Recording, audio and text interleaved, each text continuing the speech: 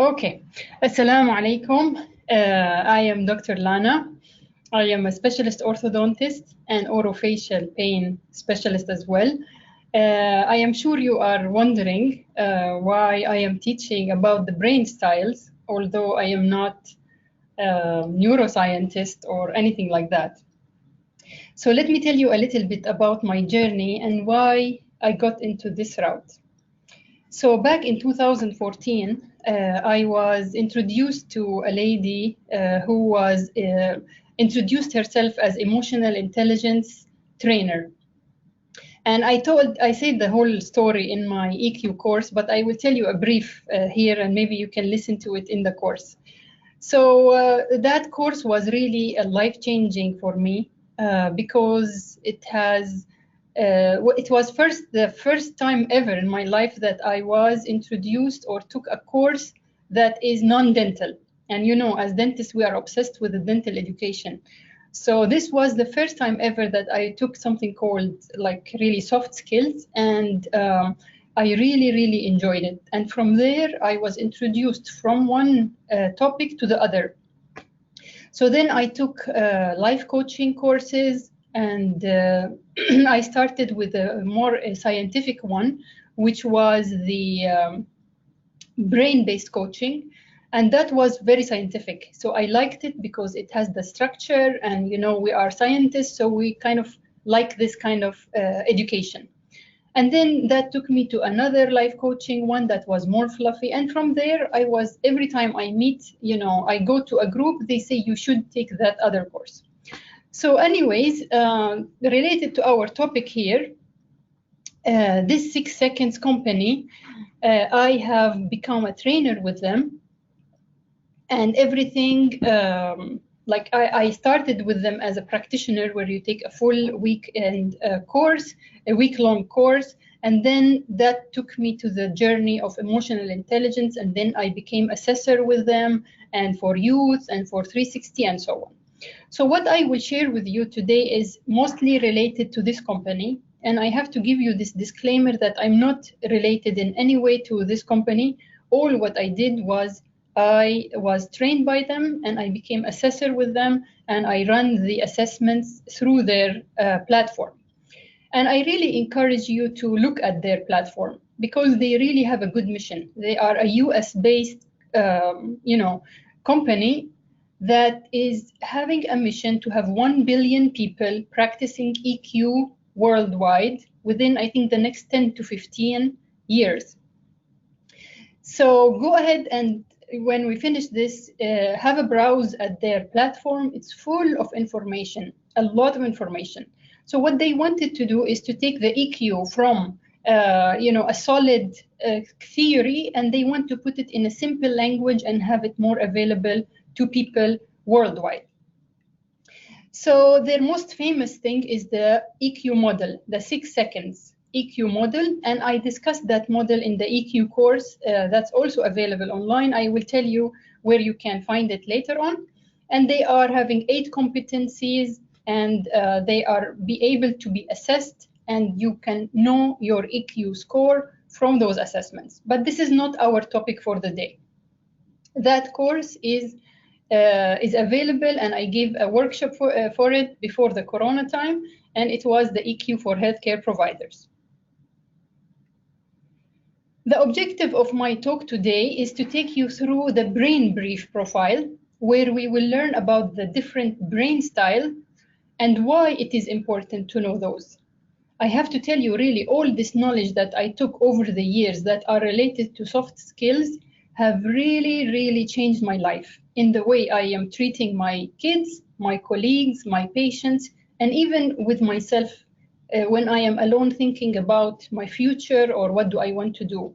So I really encourage you to put your foot into this pathway and really invest your knowledge in, and your time to really learn about other things other than dentistry. And then at the end, I have a nice surprise for you. So what do we mean by brain brief profile? So if you want to know the brain style that you have to go through a questionnaire, and that questionnaire will lead to this report. This report will tell us what kind of brain style you have and the different qualities of that and the strengths and the weaknesses that you have with that brain style. And usually it starts with a questionnaire, around 70 questions you go through. And based on that, we get that report. And based on that, you are one of these 8 brain styles. And we will go into details about these. But first, I want to share with you what does it mean? What are these arrows and what are these balls? So the brain style is a picture of how the emotional and rational parts of your brain are working together. And maybe I'm sure you have learned before and heard about the right brain and the left brain and how one of them is more rational and one of them is emotional or creative, or one likes the logic and the other one likes the arts and so on. So this is kind of similar, but in a little different way. So the main 3 elements are the focus, the decision, and the drive. And please, if you have any questions, put them in the box, but I will come later on to the questions as we finish the lecture. So when you get your report, you will have something looks like this. So we will be able to know your different brain qualities. And let's go one by one for those qualities. The first one is the focus, which is this blue ball here. So this will tell us where, depending on where your ball is on the line, how much you are leaning towards noticing more data or more emotional information. So when you are in a situation, do you look more at the data and facts and numbers, or are you more of an emotional side that you look at people's reaction and the feelings and emotions behind it? So of course, people will vary. Some people will be at the extreme of rational, where all they care of is data. They are more data driven and they totally ignore the emotions. And on the other extreme, you will find people who are more into feelings and not too much about data. All what they care for, they are more connected, more human oriented people, and all they care for as what they notice in the scenario is the emotions. And of course, in between, you will find people who are carrying a little bit of both, but more leaning toward one side or the other. So for example, a scientist, of course, they are very rational. They will be more towards the side of rational because all what they do is data. While a guardian, for example, a parent or a counselor or a caregiver, would be more into emotions because they care about the human being they are caring for. This is just one example. The second thing we evaluate is the decision. So when you are about to make a decision, what is your brain style likes to do? Does it like to do evaluation of the problem? Like they are more into analysis of the situation as data, or they are more into innovation. They want to innovate something new. They are more risk takers, those innovators. So people usually have trends. Some people are very evaluative. They really have to look at the data and be able to have a reduce of the risk, while others are more innovative entrepreneurs who want to take the risk and they don't mind the danger of that. And of course, like the previous one, people can vary. They are either on the one side of extreme evaluative, so they don't want to take any risk. They rather be in the comfort zone. Like in real example, this person would rather have a job where they are paid a salary and they are not worried about the business problems. While as an innovative, they wouldn't like to be working as a job. They rather be having their own business. So this is an example of why people wanting to do one thing while others want to do something else. And of course, you will find people in the middle where they are a little bit of both. So a strategist, for example, will be a good example of someone who is very analytical. So they are perfectionist. They like everything to be perfect, so they keep evaluating and analyzing over and over. While an inventor would be someone who wants to innovate and find new solutions. And then the third one on the scale is the drive, which is what gives you energy. Is it more the practical stuff, the details of the matter, or more of the idealistic long-term vision of the problem? So same thing, you will find people who are either on the both extremes or carry a little bit of both. So if you have a deliverer, meaning someone who likes to deliver results, you will find them more on the practical sides. They like to focus on now. What do I deliver now? What are the results today? So they are more involved into the details and they like that. While an idealistic is someone who pays less attention to the day-to-day work and like to have a vision of the future, and they pay less attention to the details. And of course, there are people in the middle. So a visionary, for example, is someone who have a vision from its name, meaning they look into the future of what is the long-term benefit of that project. So based on that, we have all these 8 different brain styles. So let's take a little look here and more details about each one of them. So let's look at the scientist, for example. So when we do the analysis, the questionnaire, as I said, we get this report. And with this report also, we get a link to a guideline book that will explain in details every brain profile and what the different things in that brain profile.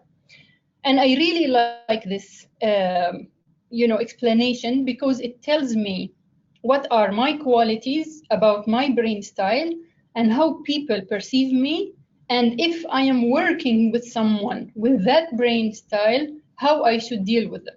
So let's have a look in details. So for example, the scientist. The scientist is someone who is very focused on data, that he misses important clues about emotions.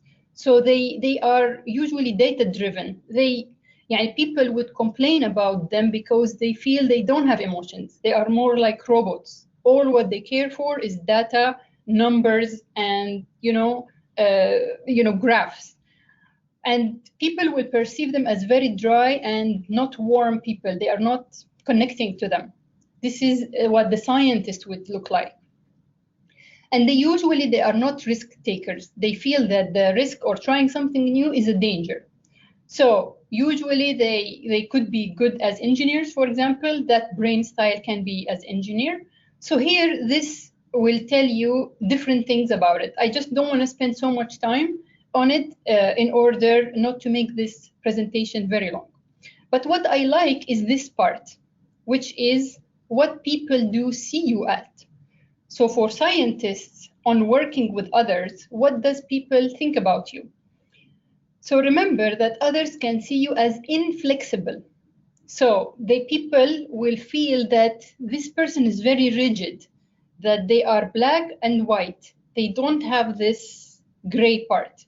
And they might seem like, as I said, very robotic, very cold, and they are illogical.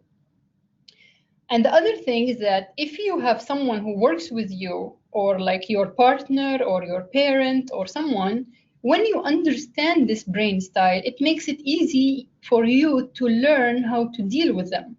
So the other part of the report gives you tips for other people working with the scientists. What should they do? And like how you understand better that person. So a scientist needs first to understand. So you need to first explain for them in a logic way. So don't tell them, can't you tell how I am feeling? Because they won't get it. I think many women will clash with their husbands maybe because of that. Because the woman is more emotional and maybe her husband is more scientific brain style. And don't get me wrong, there is no right or wrong brain style. It's different brain styles, different qualities, just like we have different different thumb fingerprint. So everyone is different. It's just about us understanding that other person and being able to deal with them in the best way their brain functions. Once we have this awareness, it will become very easy for us to deal with any brain style. And everyone would be using the strength of their brain style, and the other people will know how to deal with them. So again, if you are working with a scientist, you don't tell them, can't you tell how I'm feeling? Because they don't see it. They don't see the feelings. Feelings is not a language for them. Instead, you need to explain the logic of your feelings. So a woman would say, I am feeling X, Y, and Z because X, Y, and Z has happened. So they will get it. They will get it into numbers, or like this has took that long and this has led to this. This way they will get it as a language.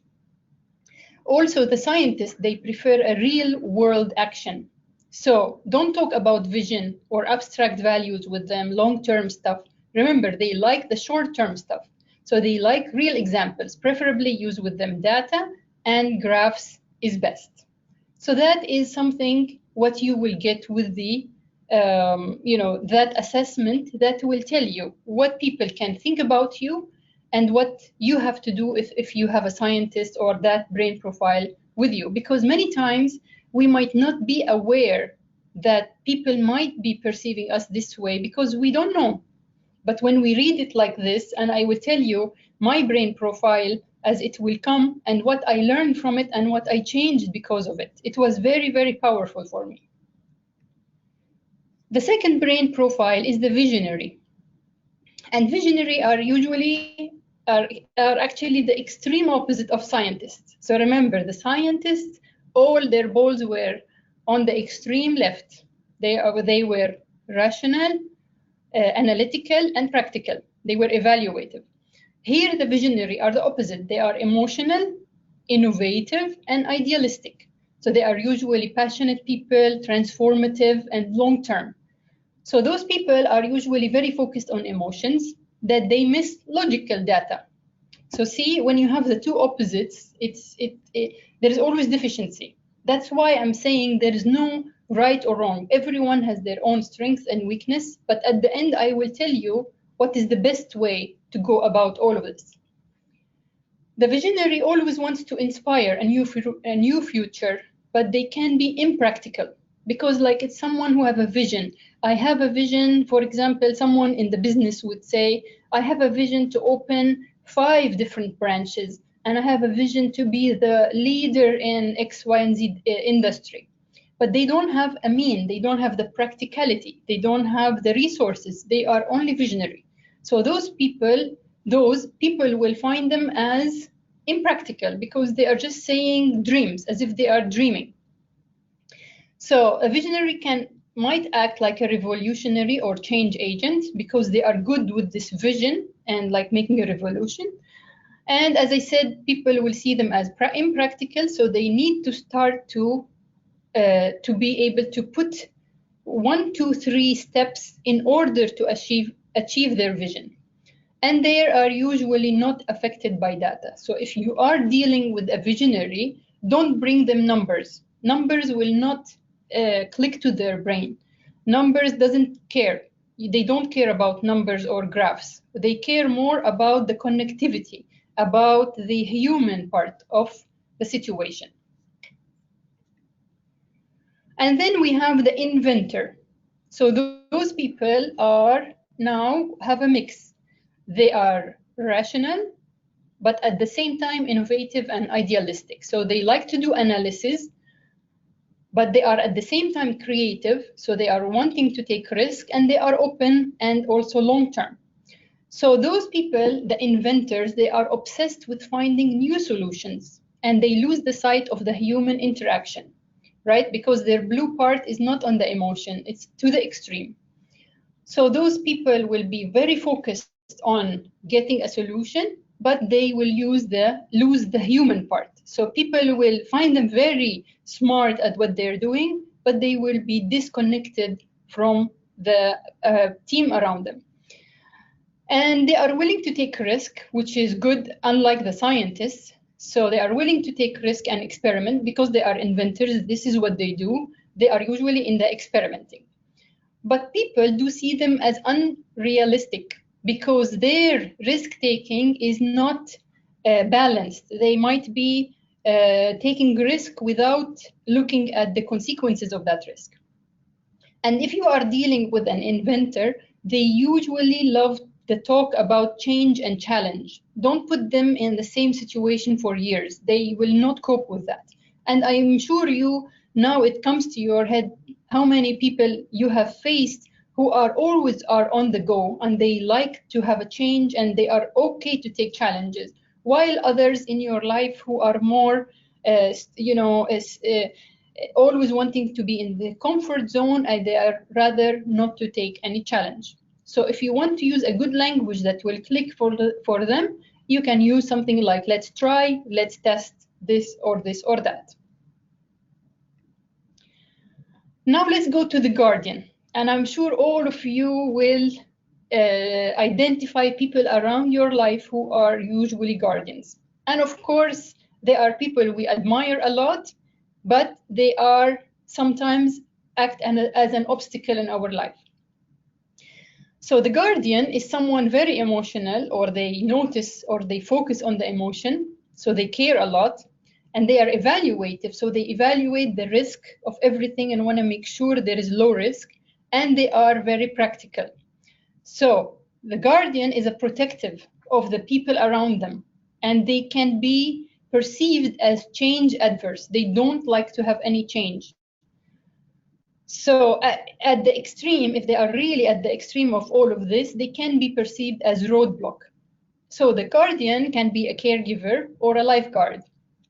And I'm sure maybe many of you are thinking now about your parents, because as we grew up, we wanted to explore certain things. Maybe some things were dangerous to our health or to our physical status or to our money or whatever, but our parents were overprotective. And some of them are on the range. Some of them are kind of realistic in their protection, but some others are overprotective, like you can't go out with your friends, they can't come to us, you can't do that, you can't do that, you can't eat. They become like, like they really suffocate you. So if they are at that extreme, they are perceived as resistant to anything. Always they are against any change. So in order to work with these people, you need to focus, when you want to convince them of anything, on the human opportunity, on what we will gain out of this change, but has to be based on a gain towards we will make a better connection, because they like connectivity. So that language resonates with them. And they love the details. So if you want to make a change that they feel it's a danger to them or to their people they care for, you have to give them the details why it is safe and how you are taking into consideration all the safety measures, and it will be 1, 2, 3, and we will do this. It's more likely they will accept it more than anyone else that is going and trying to enforce on them that change suddenly because think about, they feel the change is a risk. So you have to really make them comfortable with the change by giving them the details of it. And then we have the strategist, which is someone who is precise, careful, and future-oriented at the same time. So those people will be focused on finding the right solution. But the problem is that they sometimes get stuck because they are very perfectionist. So they know there is a right answer, and they know they want to find that right answer or the right way to do stuff. So they sometimes can get stuck into what we call paralysis by analysis. Sometimes when you want to move on, but you feel you keep looking at the pros and cons of that decision and you never move on, and you get stuck with that because you think you have to get it right 100%. And again, if you look at their red ball here, they are stuck in the evaluation part. They are not willing to take any risk.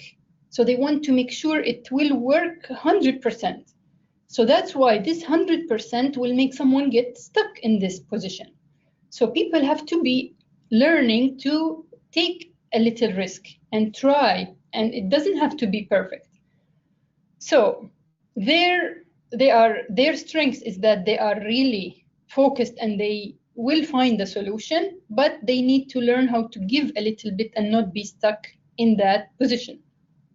They are usually motivated by vision and the future. So when you talk to them about a project, bring them into this long-term vision. It will help them click better to the idea rather than the details of it.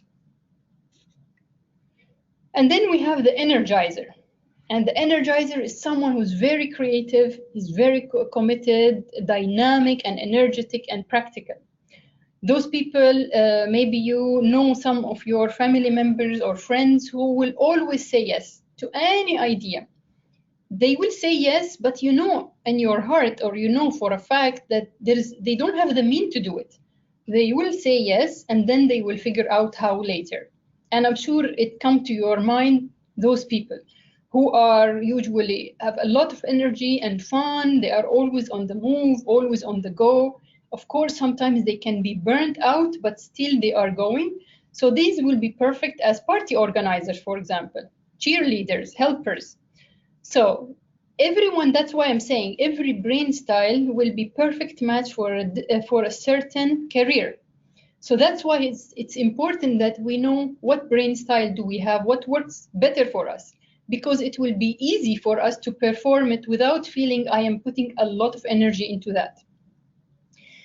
What people perceive them as is that they are too fast. You know, sometimes if you are someone who's calm and you have someone very, very energetic around you, you will feel that they are very annoying because they are always on the go. They are always wanting to do stuff. They don't think it. They just go ahead and try it because they are at the extreme of being innovative. They are risk takers.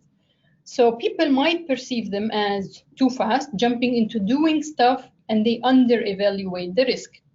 So if you are dealing with an Energizer, don't try to slow them down too much or ask them to be conventional, because they will lose their patience, because they feel like, you know, those people who are very on the go, you can't tell them relax and take it easy and slow down. You have to come to them in a different way that will work with their brain style to make them be able to achieve what they want, but in a practical way with the details that you want. And then the seventh one is the deliverer. And the deliverer is someone who is task-oriented, and they are generative and practical. So if you want something to be done, call the deliverer, because they will figure it out, even if they have to knock over people and break rules on the way, but they will get the job done. You know those people that they will find a way, they will make calls, they will find solutions, they will look up whatever you want, but they at the end they will deliver. So they are rational and practical, but at the same time innovative. So they are a mix of all these three things. That's why they will find a way to bring it over to you. So a deliverer might act like a problem solver or warrior, but what the advice we give to those deliverers is be more patient. Not everything is urgent. Yani don't make it a lifestyle that everything has to be done. So because it becomes, when we practice our brain style so much, it becomes our personality. And then becomes everything is urgent. And then everything is about delivering and achieving. And those people usually are not good with feelings. So they don't like to hear about feelings because they are practical, they want to deliver. So advice for them, as per the report, would be talk about feelings. Feelings is data, is information. But we have been taught that emotions are something bad. And I discussed that in details in the EQ course.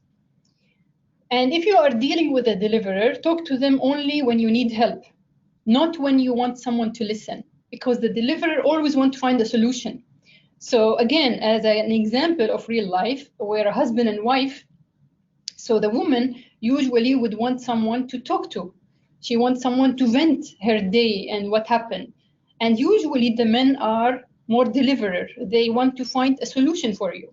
So she wants someone to listen, and for him, he's in his head, he's not giving her what she wants as, like, you know, empathy and being very eye connection with her, or giving her that, language of emotions. And he is only thinking in his head, how can I find you a solution? So if you are someone who wants someone to listen to you, don't talk to the deliverer about it, because all what he will do is to find you a solution. So see, when you understand those brain profiles, you avoid all these clashes that you have with your partners or your co-workers or even your kids, because you know that this is their brain style. And finally is the sage. And the sage is someone who's caring, protective, and lofty, meaning they are usually concerned with the people and the big picture at the extreme, if they are at that extreme. And the sage is full of impractical advice. So they usually have a big answer, but without a way forward, kind of similar to the visionary. So sages, they care about the big questions, such as life meanings, and may prefer to contemplate rather than act. So they will be thinking about life purpose and how to do it, but they don't have any practical steps into living it. So the sage might act like a protector, a counselor, or a dreamer. But people will perceive them as impractical because they don't take any risks, because they don't put any step-by-step way to move forward. So if you are dealing with a sage, they usually like stories and big pictures. Don't give them data and details about any project that you have. And let me tell you that when I took this long time ago, I was the sage. And I thought that's good, like sage is wisdom. And then when I read through the different ones, I realized that yes, I am always about life meanings, life purpose, but I wasn't doing anything in practical. I wasn't taking any steps. It was all theory. It was all very nice image in my head, but I wasn't taking any steps. And when I reflected on that very well, I learned that I should start to take this vision and put it into actions, into a measurable, step-by-step projects in order to live that vision that I had.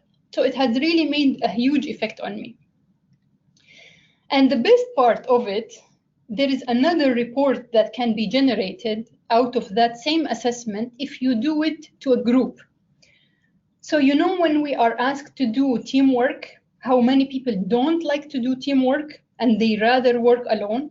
Even I hear it from my kids at school. They say, oh, we don't like to be paired with our other people, because when we are paired, this girl will do it, this will delay, and this is just, whatever. When I learned about these things, I understood why these clashes can happen in teams if we don't understand the different brain styles we are sharing as a team. So what this report is about is you do the assessment for the group. So let's say here we have 18 people. And first of all, it will give you what's the EQ score as a group, as 18 people. And then it will tell you how distributed you are as a group. So what is the EQ score in that group? And how far you are, or tight or wide in your brain profiles. So for example, this will tell us that there are 10 of them are more rational and 8 are more emotional, 9 by 9 into the decision making, and 6 are practical and 12 are idealistic. Imagine. So you can imagine what this group will be doing. So this group is very balanced here, but they are more into visionary, into the long term. And only 6 people are wanting to do quickly the work and deliver.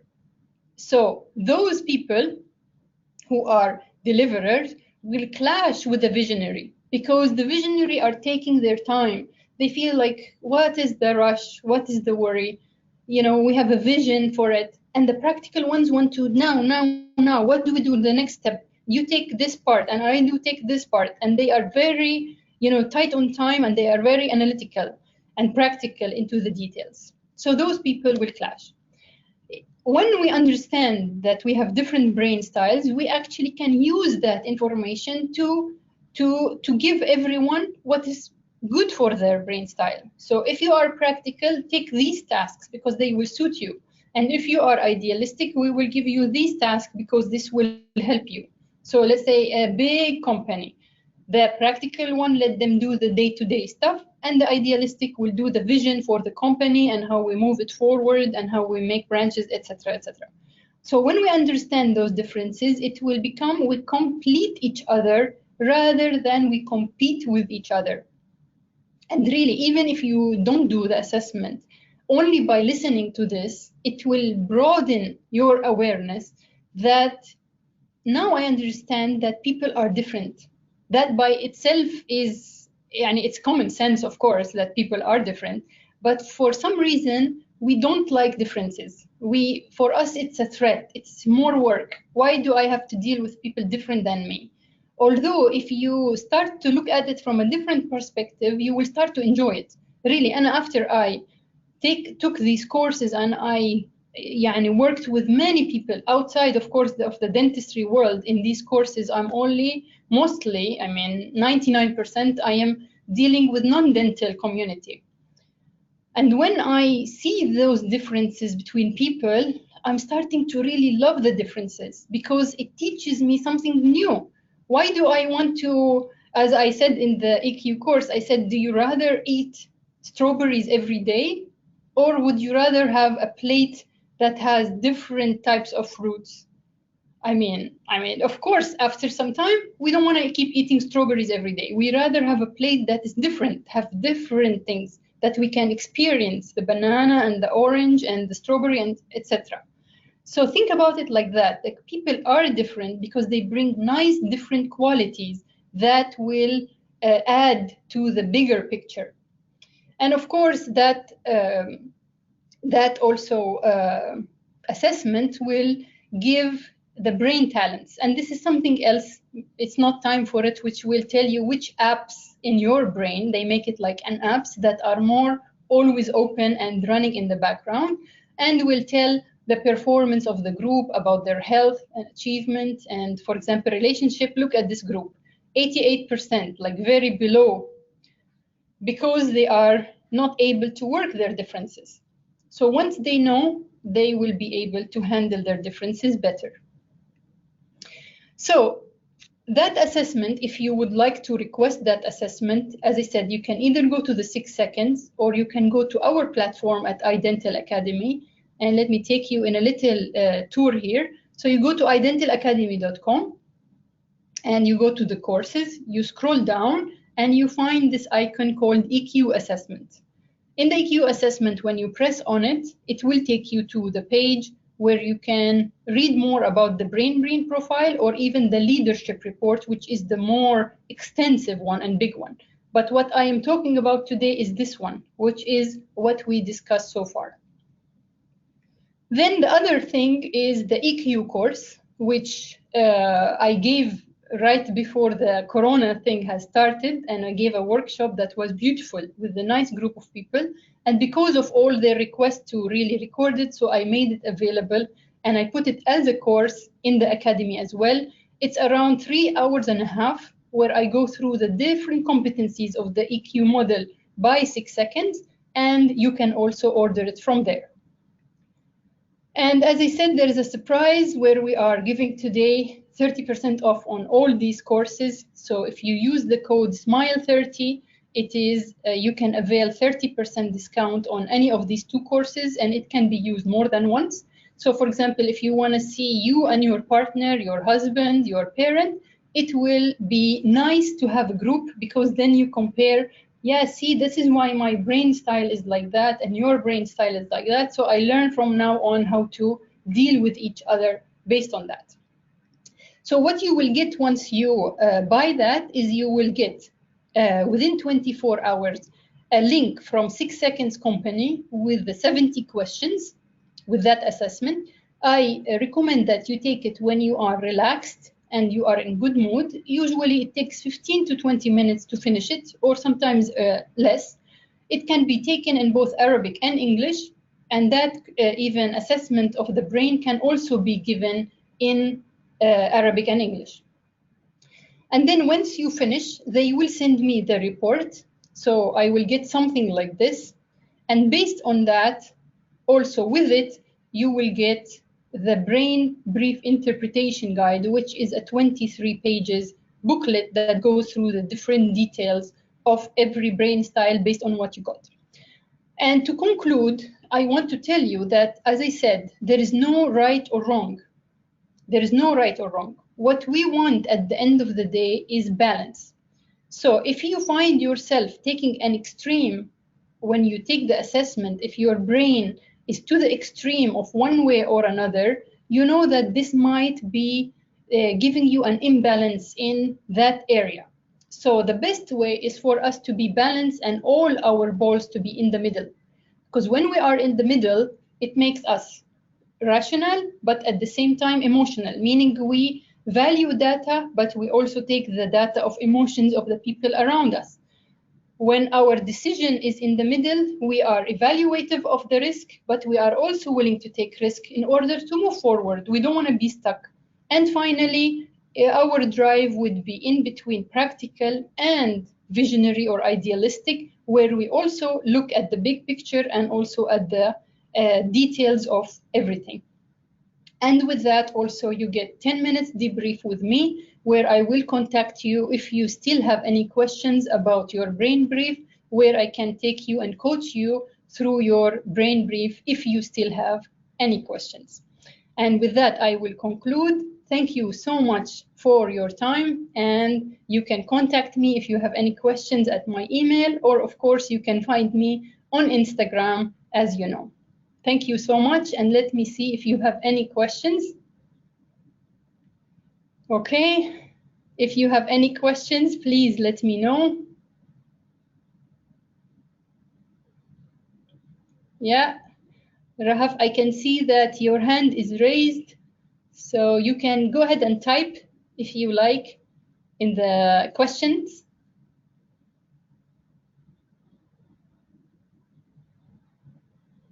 Thank you, Dr. Mohammed. I hope you find it useful. What were the disadvantages of being sage? That I wasn't a risk taker. Remember, the sage was someone who is very evaluative. They are not innovative. So I was good in vision and in emotions, but I was very stuck. I didn't move forward because I was always wanting it to be perfectly right in my analysis, in my pros and cons before I move forward. I don't want to take any risk. That's why this was the disadvantage of being the sage. But then I changed. That's why you see some of me coming out to the public. I started to put stuff out there. I started to live my vision. My vision is to be useful to the community. I mean, I have to do how to be useful to the community. It cannot be just by saying or imagining how my usefulness will be, you know? So this was about the sage. Okay. Thank you, Dr. Lamia. Okay, thank you. Thank you, Majd. Thank you for the great presentation. Yes, inshallah, I'll keep coming. Rahaf, what does the balloon size in the brain brief refer to? I noticed they change in size in different sample reports you presented. Perfect, very good question. Very good question. Let me go back, actually. Exactly. Very good pointing out. So the size of this balloon or ball depends on what first drives you, what first comes in your head. Are you more of a feeler? Remember there is a triangle in the EQ course that talks about think, act, feel. Think, act, feel.